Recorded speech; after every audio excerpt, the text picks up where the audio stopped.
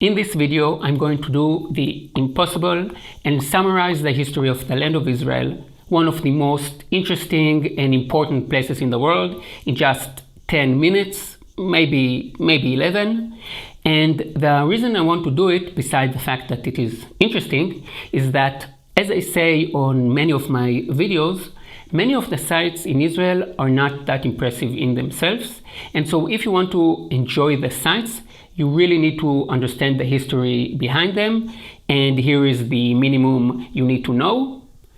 There are many prehistoric sites in the land of Israel because when the first man left Africa, he passed through the region. The land of Israel is first and foremost a corridor in which people, nations, and ideas have passed through. Think about it. No great empire has ever sprung up in the land of Israel. Only great ideas. Israel prehistoric sites have yielded some very important findings, but most of the prehistoric sites are not that impressive. So I will start from the Canaanite time. The Canaanite period started about 5,000 years ago and lasted for 2,000 years. This time period is also called the Bronze Age, as people started using, as the name suggests, bronze tools, which were stronger than copper. However, a much more important and powerful tool that they started to use was writing. In fact, the advent of writing systems marked the borderline between prehistory and history. The Canaanites were not one nation, but different people who lived in city-states and paid taxes to Egypt. When the Egyptian kings had trouble at home, the Canaanites rebelled. About 3,000 years ago, the Israelites took over the land of Israel, conquering the Canaanites and fighting against the Philistines. The Jewish Bible is mainly concerned with this time period.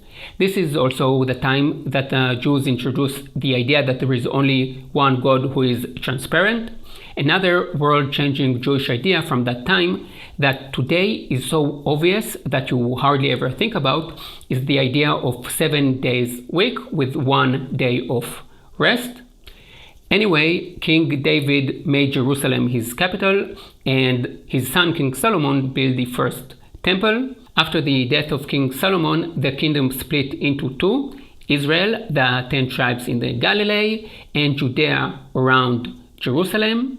In 722 BC, the Assyrian Empire conquered the kingdom of Israel and exiled the Jews.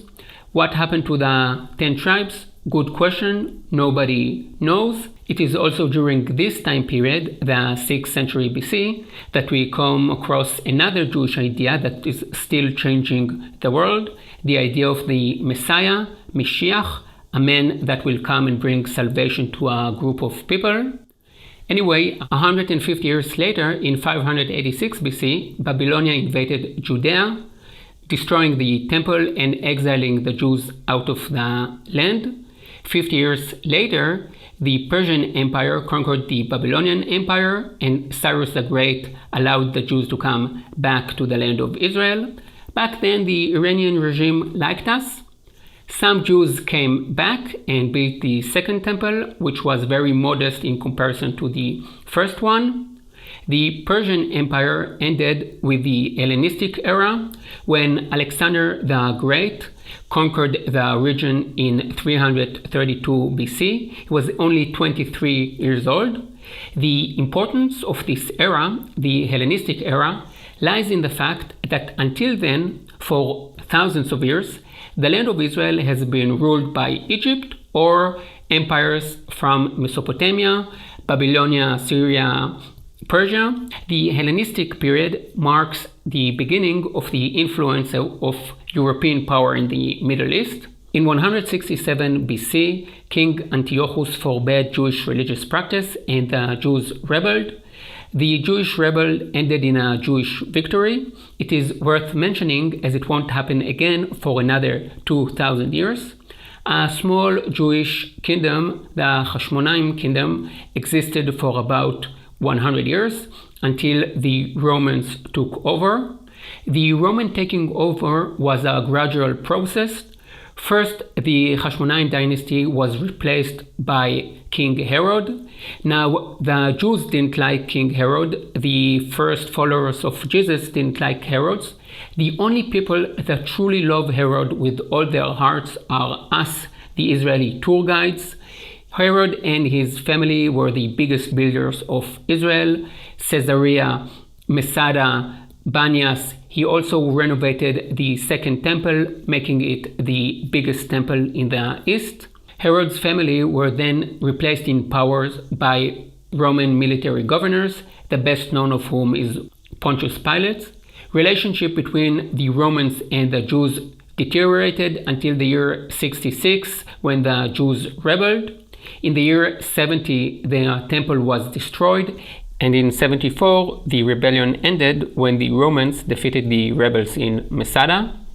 This time period is extremely important, and many of the sites that you will visit in Israel are connected to this time, the end of the Second Temple. I like to say that two religions were established at the time: Christianity, it was the time of Jesus, and Judaism. Now, of course, Judaism is much older, but this is when Judaism became to be from a temple-based religion to a script or praying-based religion as we know it today. The Jews carried on living in the land of Israel until they rebelled again in 132, the Bar Kokhba revolt. The rebellion ended 3 years later with the destruction of Jewish life in Judea. The center of Jewish life moved up to the Galilee. Unlike previous changes in rule, which had been brought about by war, the transition from the Roman to the Byzantine era was a smooth one. In fact, people didn't know they were living in the Byzantine era, as it is a new name that was only came about in the 18th century. People that live in the land of Israel saw themselves as Romans. The name was given to mark the beginning of the conversions of Romans to Christianity. The first churches were built in this era, the two most important of which are the Church of the Holy Sepulchre and the Church of the Nativity.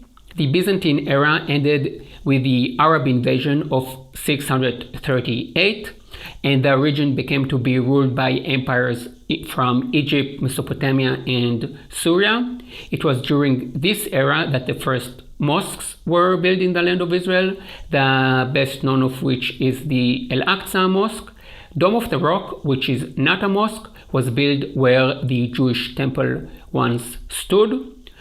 For various economical, social, and religious reasons, the European powers decided to conquer Jerusalem and went on a series of crusades. This era was marked by many battles between the Crusaders and the Muslims, the best known of which is the Battle of Hattin, not far from the Sea of Galilee, in which the Muslim won. But the Crusaders came back and stayed for another 100 years.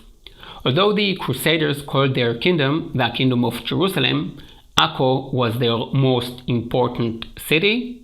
The Mamluk period is probably the one people know the least about. The Mamluks were non-Muslim slave soldiers who were forced to convert to Islam. Over the years, they came to understand the power they had and therefore murdered their masters and started their own Muslim dynasty based in Egypt. They were great fighters and they were the ones that defeated the Crusaders. Their greatest fear was that the Crusaders will come back, so they destroyed all the port cities, Jaffa, Caesarea, Akko. But eventually their successors came not from the sea, but from the north. The Ottoman Empire expanded very quickly. Suleiman I built the walls of Jerusalem that you see today, but then the empire slowly deteriorated for the next 300 years. Napoleon's war campaign in 1799 brought the land of Israel back to people's attention, and the European powers took a new interest in obtaining a foothold in the area. But it wasn't until the end of World War I that the Ottoman Empire finally collapsed. The League of Nations, the pre-UN organization, gave the British and the French a mandate to help the nations that lived under the Ottoman Empire to become independent. But in reality, the British found themselves in the middle of fighting between Jews and Arabs. After World War II, the British had enough problems to contend with at home and didn't want to be involved in fighting in the Middle East, so they brought the issue back to the UN, which recommended a partition of mandatory Palestine to a Jewish state and an Arab state. The Jews accepted the plan, but the Arabs didn't and went on to start a war, which we now refer as the War of Independence. On 14th of May 1948, 2,000 years after the Romans liquidated the Jewish state, David Ben-Gurion declared the establishment of the State of Israel, and here we are. If you want the shorter version, here is the order to remember: Canaanites, Israelites, Persian, Hellenistic, Hashmonaim, Roman, Byzantine, Arab, Crusaders, Mamluks, Ottoman, British, and Israeli. That's it. The good thing is that you don't need to remember it. Get a hold of my booklets, and on the back cover you have my beautiful timeline. The booklets are also available as PDF or ebook, so you basically get everything I say on my 3 most popular tours for less than $10. The timeline is also available as a poster in different sizes and colors. All the links will be down below. See you in the next video. Yalla bye.